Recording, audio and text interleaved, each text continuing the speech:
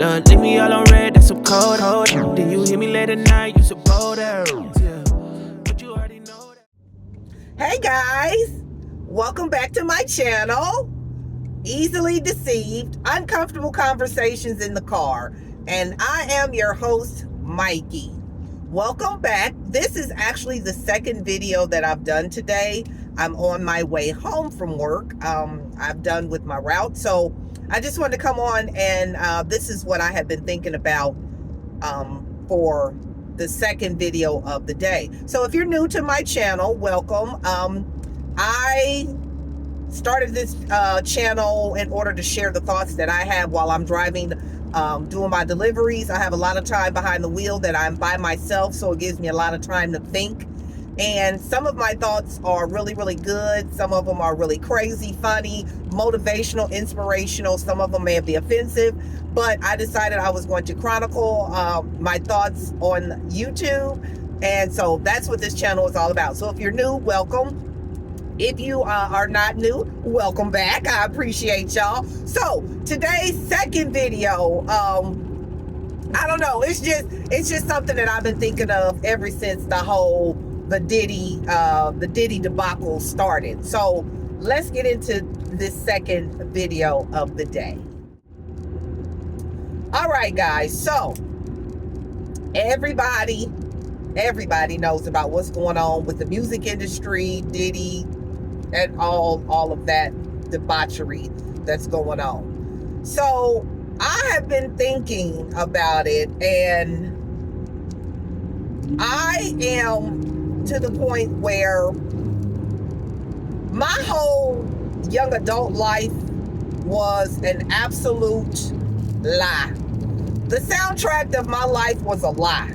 And what I mean by that is, if you were brought up in the 80s, 90s, early 2000s, you know music was our life, okay? The soundtrack to our life was the best that it has ever been. There is no music, and I'll argue with you. We can argue. We can go toe-to-toe. There is no better music than that was the music from the 80s, the 90s, and the early 2000s, period, okay? Those three eras they produced some of the best music that has ever been made. Now, if you were born in like the 50s, 40s, and all that, I don't know about none of that. I just know about the 80s, 90s, and the early 2000s, right? Best music ever made. So, all of my life, I have been a music head. Music is my thing. My mom loved music. My mom was a musician. You know what I'm saying? My dad loved music. So therefore they had me, and it ran through my blood from birth. I love music, okay? And the soundtrack of my life in the 80s, 90s, and the early 2000s was all about R&B and pop. You know what I'm saying? In the 80s, I was into pop. I was into the Madonnas and, you know, the Prince. Oh, Prince. We not even getting start on Prince, because Prince was he was everything to me. So, you know, the Michael Jacksons, the whole pop thing, you know, that they had going on. And then the 90s came, and R&B and hip hop, I was like, what is this? You know what I'm saying? Like, every artist, every song was just so, the beat was everything. The lyrics were everything. And I just fell in love with R&B and hip hop from the 90s all the way up until, you know, not a few years ago. But now that everything with the music industry that is going on, sir, are you going to turn? I'm waiting for this truck to turn, y'all. So there's nothing coming. You can probably go. Okay. Anywho, now that everything with the music industry and Diddy doo-wop is going on, the music industry is canceled. All of the artists that we love, the Faith Evans, the Tupacs, the Biggies, the 112, the Day 2026, the Danity Kanes, the Craig Max, the Black Robs, like everything that was associated with R&B and hip hop, it's over. It's over. Diddy was throwing them parties, and I promise you, everybody Everybody that we knew from the 80s, 90s, and the early 2000s was at a Diddy party. I don't care what you say. We can argue, like I said. These are my opinions. This is my observations. These are my thoughts. So if you want to argue, get in the comments. We can argue. But I'm saying I know every artist from the 80s, 90s, and early 2000s was at a Diddy party. I know they were. They about to be exposed. They was doing a lot of strange things for some change, okay? I know they were. But just think about it. Those of us who are in our 50s, you know, that's our generation. That's our era. We was young adults back in them days. You know what I'm saying? We probably had young kids, but we was in the club in them days. We was out in the streets. We was outside in the 80s and the 90s. You know what I mean? We was outside. These kids now don't know what outside means. We was outside in the 80s and the 90s, bopping to the beat, bopping to the music. And now to tell me all that is gone, it breaks my heart. It breaks my heart. But it doesn't surprise me because we all know what it takes to become famous in the music industry, in the entertainment industry. It don't matter. We all know what it takes. We not blind to what happens when you want to make it big and get famous and have wealth and riches and all that.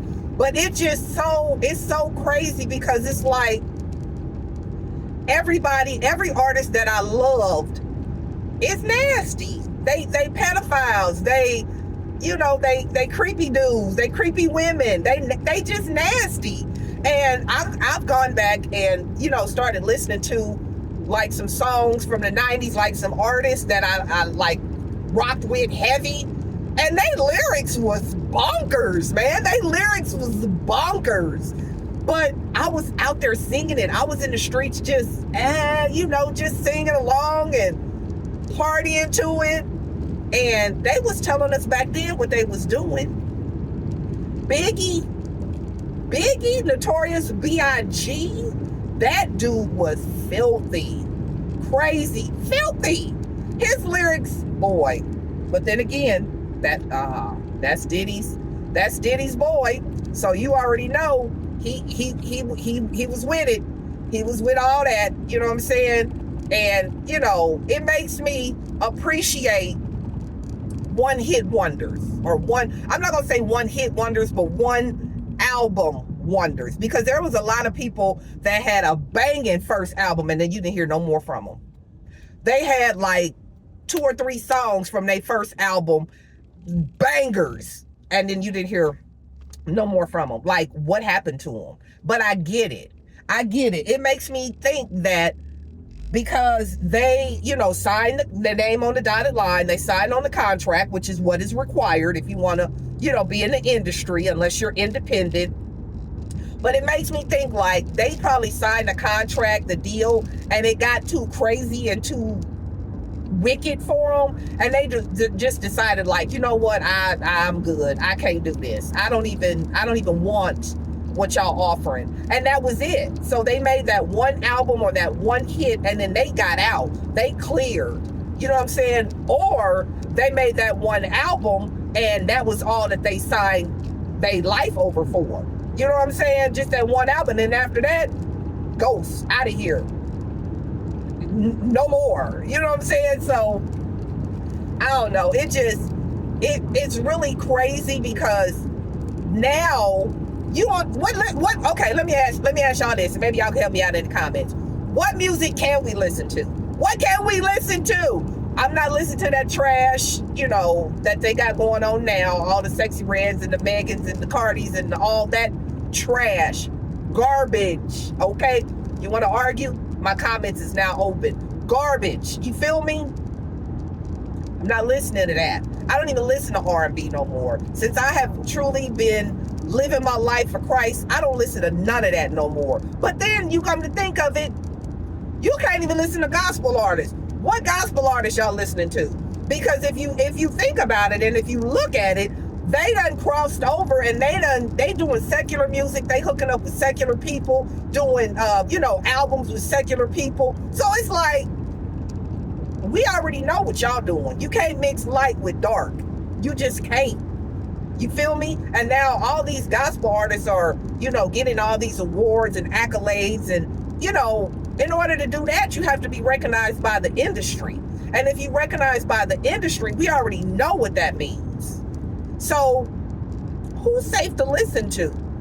What are we supposed to listen to? Like classical music, jazz? Like, I don't know. Like, what are we supposed to listen to? Because a lot of gospel artists are probably was at a Diddy party. I'm not even going front. I'm keeping a buck with you.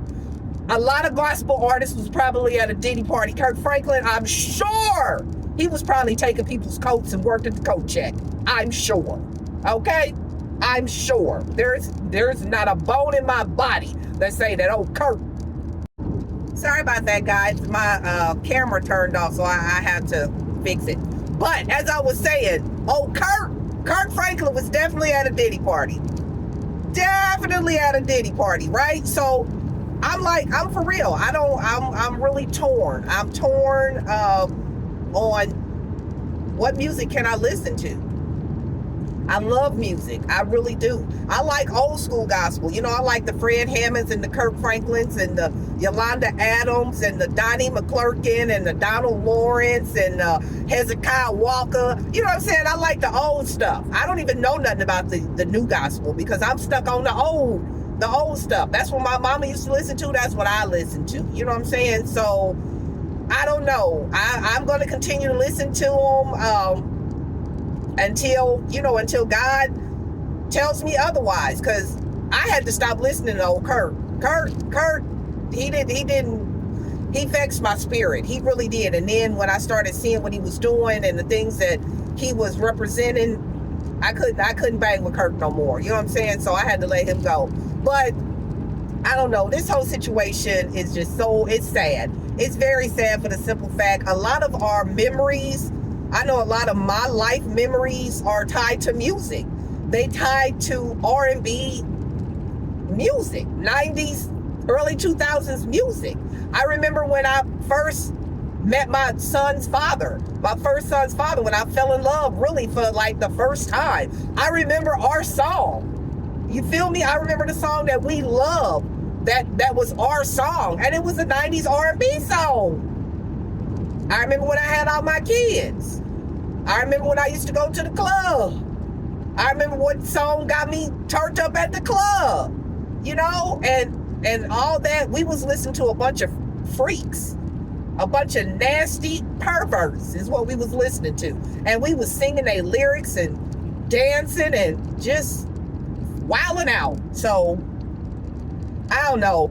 That's the end of this video. I just had to come on and say that, my whole childhood, young adult years is pretty much, it's over. The soundtrack of my life is no longer. So I know a lot of y'all feel that way. We don't listen to them no more. We can't listen to them no more. We shouldn't be listening to them no more. Mary J. Blige, y'all better let her go. MJB, y'all better let her go. I know she was the soundtrack to many of y'all lives. I know she was, because she was to mine. Every song Mary J. produced, sang, I got a memory that's attached to that song. So all them memories is no more, because I don't fool with Mary J. anymore. So I don't know. That's just something that I thought about today and I wanted to share it with y'all. So help me out in the comments. If you see this video, help me out in the comments. Put some artists, in the comments that is safe to listen to. Gospel artists, things like that. Let me know what kind of music y'all listen to. Yeah, help me out. Help your girl out. So thank you all for sharing. I appreciate it. Share this video. Definitely would like to get my followers up. I appreciate y'all for coming on with me. And don't forget to like, comment, subscribe, hit your notification bell so when I do have another uncomfortable conversation in my car, you won't miss it. All right? Have a good day. I'll see you on the next one. So beware, she's scared of loving me. So beware, she's scared.